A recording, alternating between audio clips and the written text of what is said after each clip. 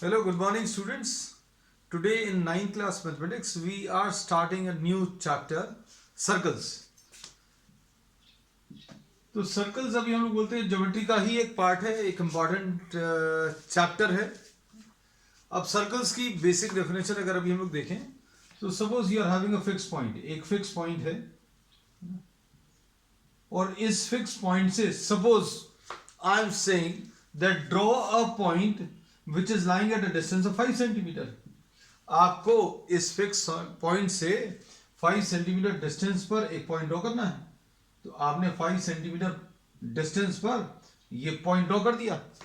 अब हमने इसमें बोला कि draw as many points as possible which are at a distance of 5 centimetre. तो अभी आप बहुत सारे पॉइंट्स मार्क कर सकते हो which are at a distance of 5 centimeter from this fixed point. So we are marking many points. और जितने भी ऐसे पॉइंट्स हैं उन सभी को मार्क करने को कहा जाए. So now you are having one different thing, that collection of all points, all such points which are lying at a distance of 5 centimeter. So collection of all such points which are lying at a distance of 5 centimeter. अगर आप ऐसे जितने भी points हैं उन सभी का collection अगर आप ले लोगे तो देखो अभी आपको पता चल जाएगा क्या बनने वाला है. Collection of all these points, बहुत सारे, अभी तो हमने सिर्फ कुछ ही पॉइंट्स मार्क किए हैं. If you mark all the points then collection of all such points will be what, a circle. तो ये जो ज्योमेट्रिकल फिगर आपको मिला है ये कैसे मिला है? ये अब ये मिला है कंडीशन से. किस कंडीशन से? कंडीशन ये है collection of all points lying at a constant distance, lying at a constant distance from a fixed point, lying at a constant distance from a fixed point is termed as circle. तो circle की definition पता चल गई कि circle क्या है. It is the collection of all the points which are lying at a constant distance, which are lying at a constant distance from a fixed point. इसको अभी हम लोग collection of all these points will be termed as circle. पहली चीज. अब ये जो fix point है जिससे अभी हम लोग एक कांस्टेंट डिस्टेंस ले रहे थे, ये कांस्टेंट डिस्टेंस अभी हम लोगों ने 5 सेंटीमीटर लिया था, है ना. दिस में भी 7 सेंटीमीटर, दिस में भी 6 centimetre. So fixed point, this fixed point is termed as the centre. इस फिक्स पॉइंट को अभी हम लोग ने सेंटर बोल दिया. और ये जो फिक्स डिस्टेंस है, फिक्स डिस्टेंस है, उसको अभी हम लोगों ने रेडियस बोल दिया. ठीक. तो अब हम लोगों को डेफिनेशंस पता चल गई, कुछ डेफिनेशंस पता चली. सर्कल की डेफिनेशन पता चल गई, सेंटर की डेफिनेशन पता चल गई और रेडियस की डेफिनेशन पता चल गई. अब सर्कल को अगर अभी हम लोग देखें तो circle will be dividing this entire plane of the board into 3 parts. 3 parts में डिवाइड करेगा. कौन सा? Collection of all the points which are lying inside the circle, collection of all the points which are lying on the circle and collection of all the points which are lying outside the circle. 3 हिस्से में divide हो गया. हमने अगर एक circle draw कर लिया तो सर्कल ड्रॉ करने पर ये पूरा plane of the board and in your case plane of the paper will be divided into 3 parts. देखो अभी हम लोगों ने ये प्लेन ऑफ द बोर्ड लिया, अब सर्कल ड्रॉ किया. तो सर्कल ड्रॉ करने का तरीका क्या बताया अभी हमने? एक फिक्स पॉइंट ले लो जिसको सेंटर बोला, एक फिक्स डिस्टेंस ले लो उसको रेडियस बोला, और फिक्स डिस्टेंस पर जितने पॉसिबल पॉइंट्स हैं वो सारे बना लो. इस फिक्स पॉइंट से फिक्स्ड डिस्टेंस पर आप सारे पॉइंट्स का कलेक्शन बना लो. ये सर्कल आ गया. अब इस सर्कल ने इस पूरे प्लेन को 3 पार्ट्स में डिवाइड किया. 3 पार्ट्स क्या है? One will be the circle itself, the plane gets divided into 3 parts. ये पूरा प्लेन जो है बच्चों तीन पार्ट्स में डिवाइड हो गया, और ये तीन पार्ट्स कौन से हैं? First part the circle, second part क्या है बच्चों? The interior of the circle, और तीसरा पार्ट क्या है? The exterior of the circle. अब हम लोग क्या बोल सकते हैं बच्चों, ध्यान से सुनना। इसमें ये जो कांस्टेंट डिस्टेंस है इसको अभी हम लोग रेडियस बोलते हैं, और रेडियस को अभी हम लोगों ने आर से रिप्रेजेंट किया था। Suppose if you are having a point P, ये कोई पॉइंट पी है, ये सेंटर सी है। अब इसमें अब हम लोग डेफिनेशंस लेंगे, देखना ध्यान से। पी डैश और सपोज ये क्यू है, तो ये P को अगर अभी हम लोग देखें, P is lying inside the circle, lying in the interior of the circle. P dash is lying on the circle, और Q जो है this is lying outside the circle.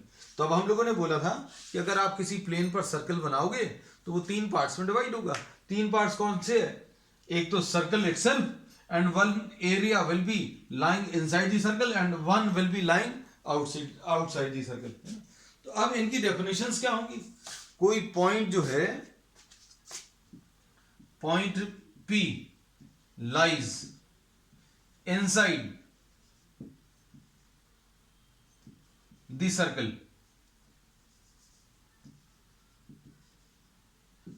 ये अच्छे समझना चीजों को।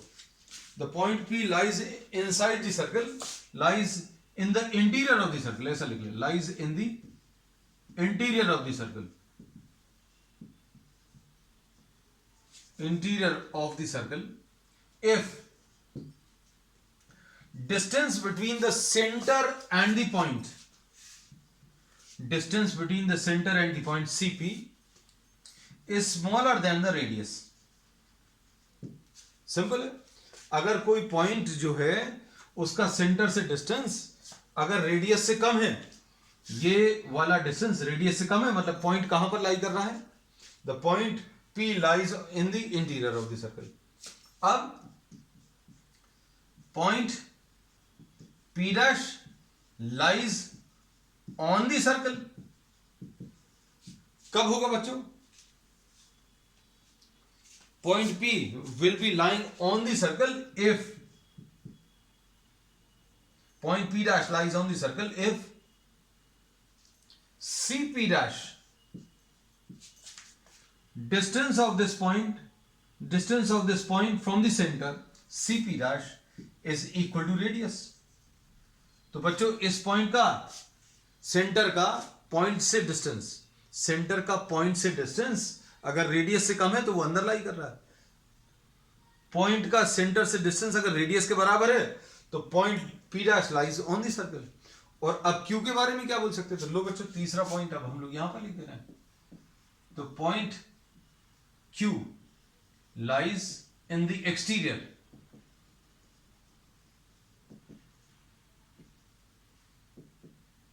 of the circle। एक्सटीरियर में कब लाई करेगा? कब क्या बोल सकते हैं? जब ये सेंटर से Q का डिस्टेंस CQ, सेंटर का Q से डिस्टेंस जो है this is greater then radius. तो अब हम लोगों ने एक नई डेफिनेशन ले ली। ये नई डेफिनेशन क्या है बच्चों? हम लोगों ने इसमें ये बोला कि अगर आप सर्कल ड्रॉ कर रहे हो तो सर्कल जो है इस पूरे प्लेन को तीन पार्ट्स में डिवाइड करेगा। One will be the interior area, the interior region, and one will be the circle itself, and other will be what? The exterior of the circle. अब कोई पॉइंट इंटीरियर में लाई कर रहा है कि सर्कल के ऊपर लाई कर रहा है कि सर्कल के बाहर लाई कर रहा है, कैसे पता चलेगा? सेंटर से डिस्टेंस मेजर कर लो, है ना। तो इंपॉर्टेंट चीज क्या है? Measure the distance of the point from the centre. ठीक, अब इसके बाद क्या बोलते हैं? डिस्टेंस, इफ this distance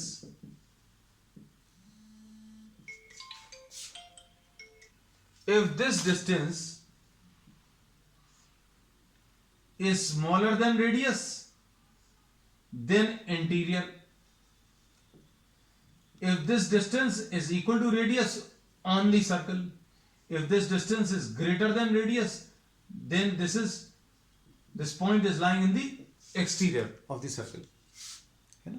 तो अभी हम लोगों ने क्या बोला, किसी पॉइंट की लोकेशन अगर आपको बतानी है तो आप उस पॉइंट का सेंटर से डिस्टेंस मेजर कर लो, और ये डिस्टेंस अगर स्मॉलर देन रेडियस है, अगर ये डिस्टेंस स्मॉलर देन रेडियस है, then the point lies inside. If this distance is equal to radius, it lies on the circle, and if this distance is greater than radius, then the point lies in the exterior of the circle, है ना? चलो अब next definition पर आ जाते हैं, next concept पर.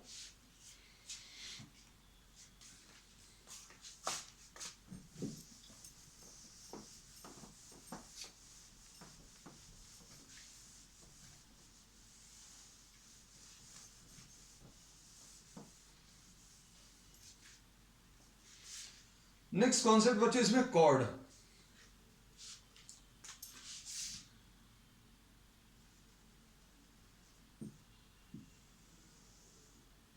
अगर आप सर्कल के ऊपर कोई भी दो पॉइंट्स मार्क कर लें, if you are marking any 2 points on the circle, तो the straight line joining the 2 points, the straight line joining the 2 points on the circle will be termed as the chord. बहुत simple definition है.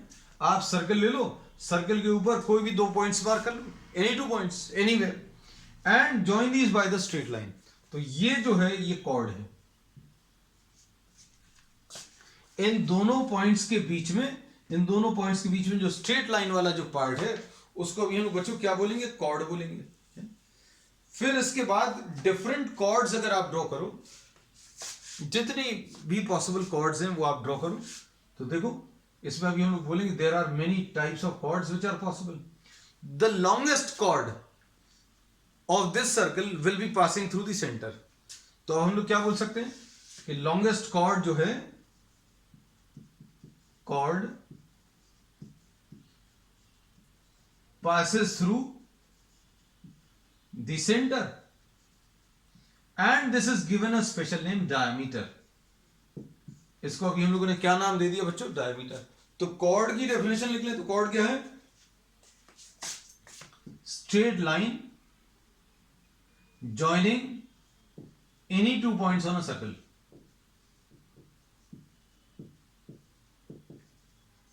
Straight line joining any 2 points on a circle will be called a chord, and the chord passing through the center will be termed as diameter. और ये longest रहेगी, बस ये याद रखना, chord through center, chord through center is termed as what, diameter, and diameter is the longest chord. तो बच्चों अभी हम लोग सिर्फ डेफिनेशंस ले रहे हैं, तो अब हम लोग क्या बोल सकते हैं, देखो ये इसकी लॉन्गेस्ट कॉर्ड है, ये सेंटर से पास हो रही है, एंड सेंटर से लेकर यहां तक का डिस्टेंस और सेंटर से लेकर यहां तक का डिस्टेंस रेडियस के बराबर होगा, है ना. तो diameter is double of the radius, है ना. तो ये फैक्ट अभी हम लोग ऑलरेडी मालूम है मेंसुरेशन से. अब इसके बाद कॉर्ड के बारे में एक चीज और अभी हम लोग देखें.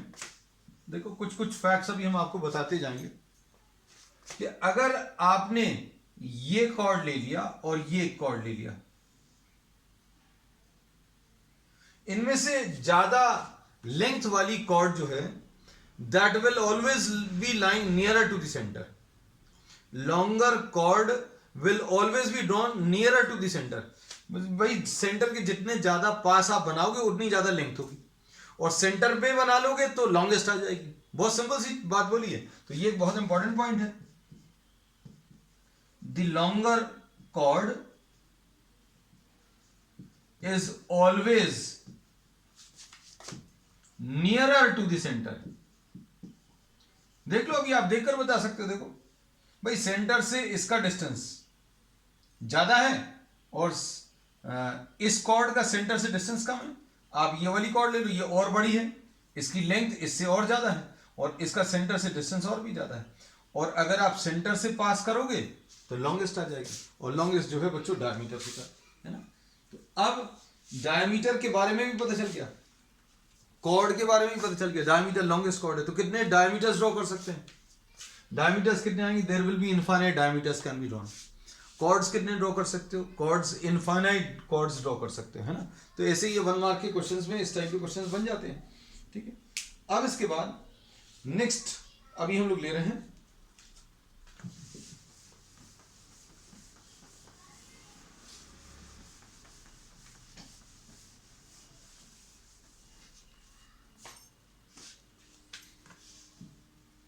Concentric circles.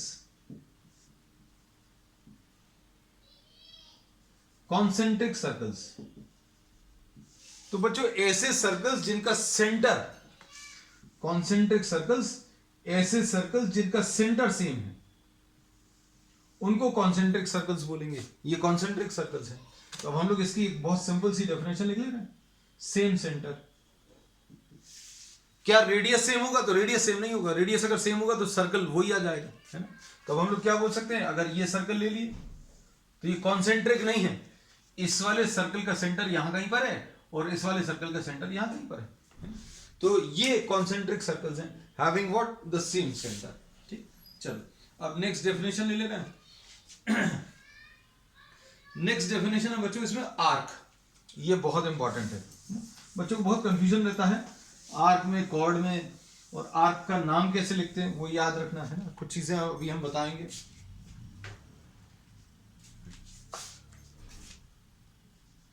Arc of a circle, तो आर्क क्या होती है बच्चों, अगर आपने कोई सर्कल ले लिया, सर्कल के ऊपर कोई 2 पॉइंट्स मार्क कर लो, तो आपको लगेगा ये तो कॉर्ड बता रहा है ना। कॉर्ड में अभी हमने बोला था स्ट्रेट लाइन, कॉर्ड क्या थी, स्ट्रेट लाइन। अब हम लोग बहुत सिंपल सी चीज बोल रहे हैं कि इन दोनों पॉइंट्स के बीच में सर्कल का हिस्सा, the part of the circle which is lying between these 2 points, the part of the circle which lies between these 2 points, इसको अभी हम लोग क्या आर्क बोल देंगे।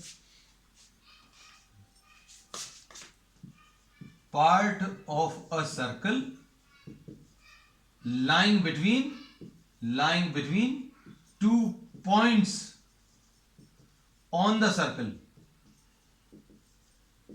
is called arc। तो अब ये थोड़ा सा कंफ्यूजन इसमें आएगा। कंफ्यूजन कैसा आएगा, जैसे सपोज फॉर एग्जांपल आपने इन पॉइंट्स को ए और बी मार्क कर दिया, है ना। तो अब हम लोग क्या बोलेंगे,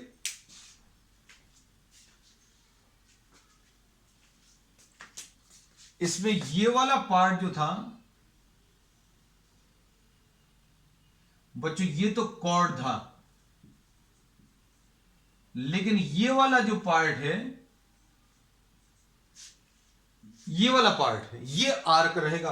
तो आर्क को अभी हम थोड़ा सा डार्क कर दें, तो दिस इज द आर्क।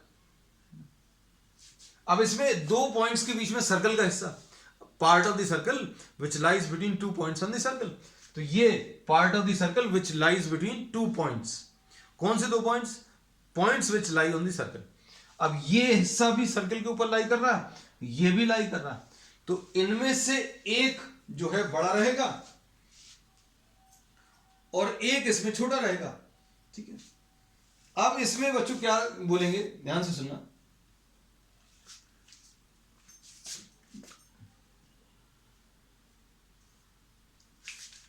अलग कलर से,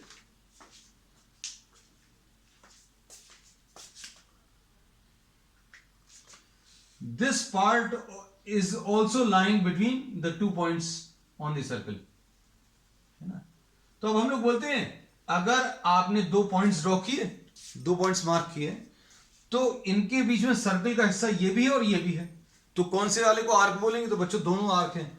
ये वाला जो पार्ट है ये मेजर आर्क है, ये वाला जो पार्ट है ये मेजर आर्क है, और ये वाला जो पार्ट है बच्चों ये कैसा है, माइनर आर्क। ठीक, अब इसमें इसको और अभी हम लोग ऐसा कह सकते हैं, एक और बहुत सिंपल डेफिनेशन, कि देखो अगर हमने कोई डायमीटर ड्रॉ किया तो ये सर्कल को दो पार्ट्स में डिवाइड करता है, and each part of this is termed as what, a semi circle. अब इसमें बच्चों ये देखो, ये इक्वल आर्क्स रहेंगी, इनमें कोई मेजर माइनर नहीं होगा। So the diameter divides the circle into two equal arcs. दो इक्वल आर्क्स में बच्चों ये डिवाइड कर देता, ठीक है। और इस एक आर्क को अभी हम लोग क्या सेमी सर्कल बोलते हैं, क्या बोलते हैं बच्चों, सेमी सर्कल। तो अब सेमी सर्कल की मदद से हम लोग माइनर और मेजर आर्क की डेफिनेशन दे सकते हैं। तो क्या हो सकती है बच्चों, if the arc is smaller than a semi circle, अगर ये सेमी सर्कल से छोटा है तो माइनर है, और सेमी सर्कल से अगर बड़ा है, मतलब हाफ सर्कल से अगर बड़ा है, तो उसको अभी हम लोग क्या बोलेंगे, मेजर आर्क। तो अब हम लोग क्या बोल सकते हैं, arc which is smaller than a semi circle is minor arc. सारी डेफिनेशंस लिख लेना बच्चों अच्छे से। Arc which is smaller than, arc smaller लिखा है, स्मॉलर देन, ये जो है स्मॉलर सिंबल है, arc smaller than semi circle is a minor arc, and arc greater than a semi circle is what, a major arc. तो बच्चों अब बताओगे कैसे, इनका नाम कैसे लोगे? तो नाम लिखने का तरीका भी अभी हम आपको बता दें। तो नाम लिखने का तरीका,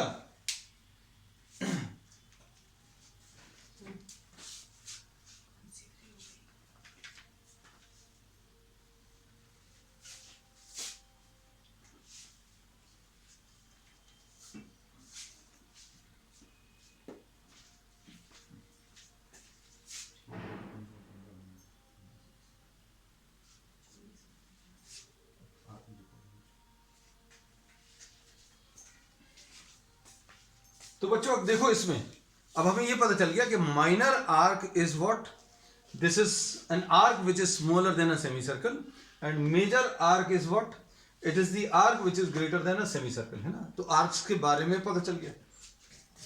अब आर्क का जो डिग्री मेजर है वो क्या है, वो भी अभी हम बता दे रहे हैं, इनका नाम लिखने का तरीका भी बता दे रहे हैं। तो in most of the cases बच्चों, अभी हम लोगों को जो नाम लिखने रहते हैं आर्क के, वो अभी हम लोग एक कर्व से रिप्रेजेंट करते हैं, है ना।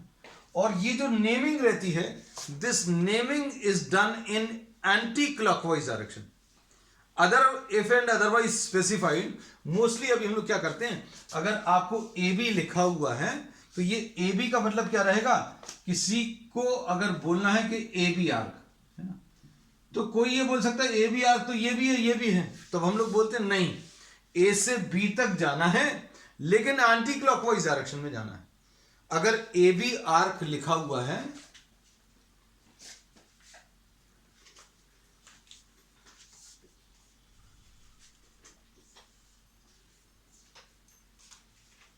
अब इसमें देखो अगर ए बी आर्क लिखा हुआ बच्चों, तो ए बी आर्क जो है ये किस डायरेक्शन में रहेगा, एंटी क्लॉकवाइज डायरेक्शन में रहेगा। मतलब ए से बी एंटी क्लॉकवाइज डायरेक्शन, ये एंटी क्लॉकवाइज। अगर आप ए से बी ऐसा देख रहे हो, ए से बी, कोई बोलेगा कि ये वाला, तो नहीं, ये वाला नहीं है। क्यों नहीं है? क्योंकि ये ए से बी किस डायरेक्शन में, क्लॉकवाइज डायरेक्शन में। So A B arc will be the minor arc. इस डायग्राम में, इस वाले डायग्राम में, सभी के लिए जरूरी नहीं है। इस वाली आर्क का अगर नाम देना है तो बी ए, बी ए मतलब बी से ए, तो बी से ए में सभी को ये लगेगा, क्या लगेगा कि बी से ए ऐसा है कि ऐसा है। तो बी से ए अगर आप ऐसा ले रहे हो तो ये तो क्लॉकवाइज है, बी से ए ये है एंटी क्लॉकवाइज। तो बी ए इस डायग्राम के लिए क्या बता रहा है, मेजर आर्क। तो नाम लिखने का तरीका भी क्लियर होना चाहिए आर्क का, है ना? तो और फिर एक और सिंपल तरीका है, जैसे मान लीजिए अगर किसी को ये मेथड नहीं अडॉप्ट करना है, जैसे मान लीजिए कंफ्यूजन है, तो क्या करोगे भाई, जैसे सपोज फॉर एग्जांपल यहां पर ये पी क्यू आर्क, ये पी क्यू आर्क है ना। अब इसमें हमें ये वाला आर्क स्पेसिफाई करना है, ये माइनर वाला। तो माइनर आर्क कैसे स्पेसिफाई करोगे, तो माइनर आर्क अभी हम लोग कैसे बताएंगे बच्चों, पी से क्यू चले जाओ, पी से क्यू चले जाओ या क्यू से पी। अब आपको देखना है एंटी क्लॉकवाइज डायरेक्शन में, तो अब हम लोग क्या बोलेंगे, देखो अगर पी से क्यू जा रहे हो, पी से क्यू, तो ये क्लॉकवाइज डायरेक्शन है, और क्यू से पी अगर लें, क्यू से पी, तो ये एंटी क्लॉकवाइज डायरेक्शन है। तो माइनर आर्क का नाम क्यूपी रहेगा, माइनर आर्क का नाम क्या रहेगा बच्चों, क्यूपी। और पी से क्यू, ये मेजर वाला अगर बताना है तो मेजर आर्क पी क्यू आएगा एंटी क्लॉकवाइज डायरेक्शन में। अब आप जो कुछ भी लिखो तो आप उसको पहले देखना, कैसा देखना कि पी से क्यू का मूवमेंट एंटी क्लॉकवाइज डायरेक्शन में, इसका जो नाम रहेगा वो नाम पढ़ने का तरीका क्या रहेगा, पी से क्यू जाना है, पी से क्यू जाना है, एंटी क्लॉकवाइज डायरेक्शन में जाना, पी से क्यू, पी से क्यू एंटी क्लॉकवाइज डायरेक्शन में, मतलब ये मेजर आर्क बता रहा है, ये क्लियर हो जाना चाहिए आपको। और क्यूपी अगर देखना है तो क्यू से पी जाना है, क्यू से पी चले जाओ। तो बच्चों कोई बोलेगा क्यू से पी हम ऐसे जा रहे हैं, कोई बोलेगा हम ऐसे जा रहे हैं, है ना। लेकिन कौन सा वाला, एंटी क्लॉकवाइज डायरेक्शन, तो ये तो क्लॉकवाइज है, एंटी क्लॉकवाइज ही है। तो क्यूपी क्या है, माइनर आर्क है ना।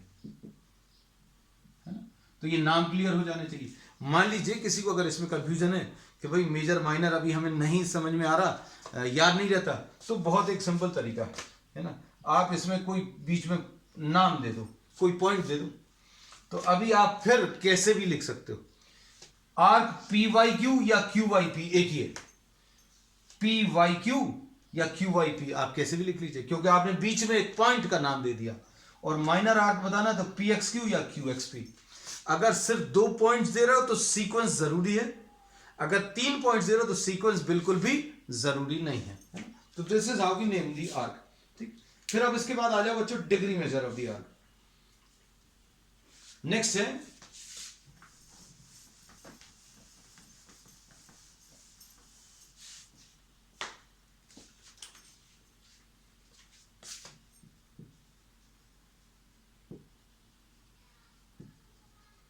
Major of the arc. तो degree measure of the arc क्या है बच्चों,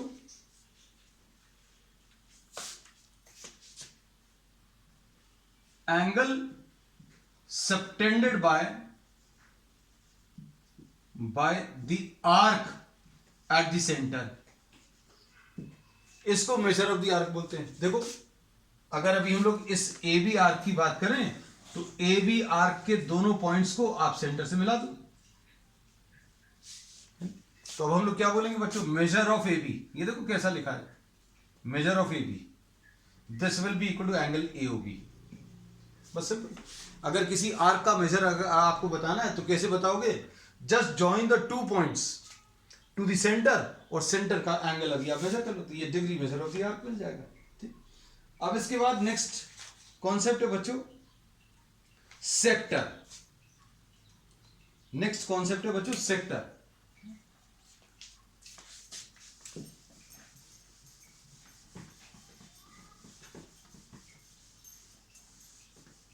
तो आज अभी हम लोग सब कॉन्सेप्ट्स भर ले रहे हैं और फिर इन्हीं कॉन्सेप्ट्स को अभी हम लोग आगे बढ़ाएंगे नेक्स्ट क्लास में।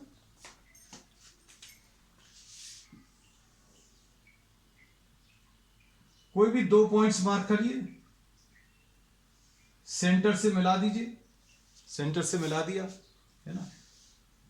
अब सर्कल का वो हिस्सा, पूरे सर्कल का वो हिस्सा जो आर्क और दोनों रेडियस से मिलकर बन रहा है उसको अभी हम लोग sector, so this will be termed as what, the sector, है ना। तो सेक्टर को अभी हम लोग क्या बोलेंगे बच्चों, the area between arc and the two bounding radii is termed as the sector, है ना? तो सेक्टर भी बता दिया। ठीक, अब इसके बाद नेक्स्ट है बच्चों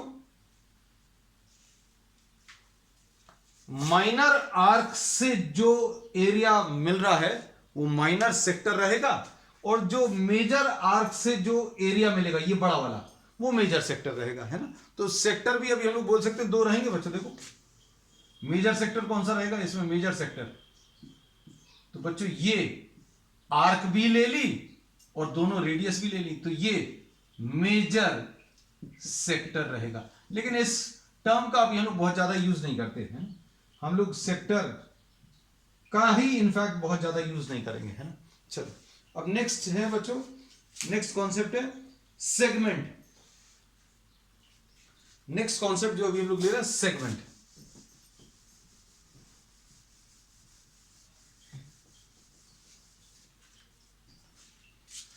तो सेगमेंट क्या है?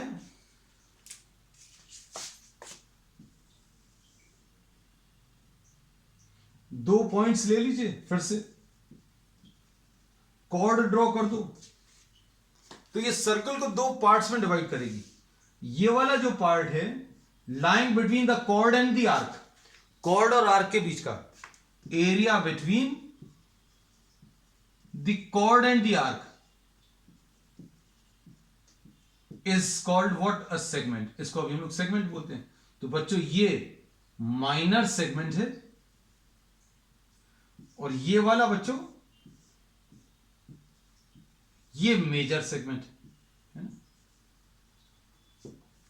तो अब हम लोगों ने जो नेक्स्ट डेफिनेशन ले ली माइनर सेगमेंट और मेजर सेगमेंट।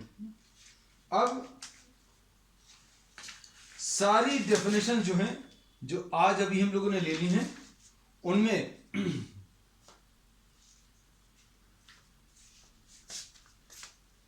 ये सबसे ज्यादा इंपॉर्टेंट है, इसका भी हम लोग बहुत यूज करने वाले हैं।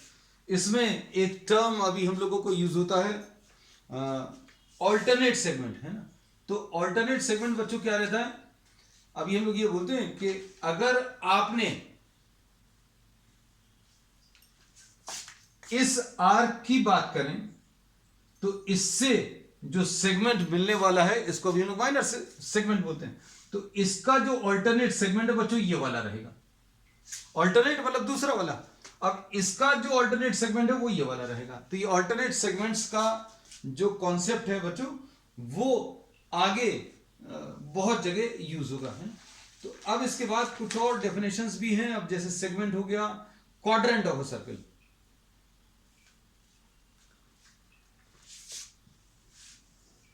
अगर सर्कल में दो परपेंडिकुलर डायमीटर्स अगर अभी हम लोगों ने ड्रॉ कर दिए तो each this will be dividing the circle into 4 parts and each part 2 perpendicular diameters. अगर अभी हम लोगों ने ले लिए तो 2 perpendicular diameters divide the circle into 4 equal parts and each part is called what, a quadrant.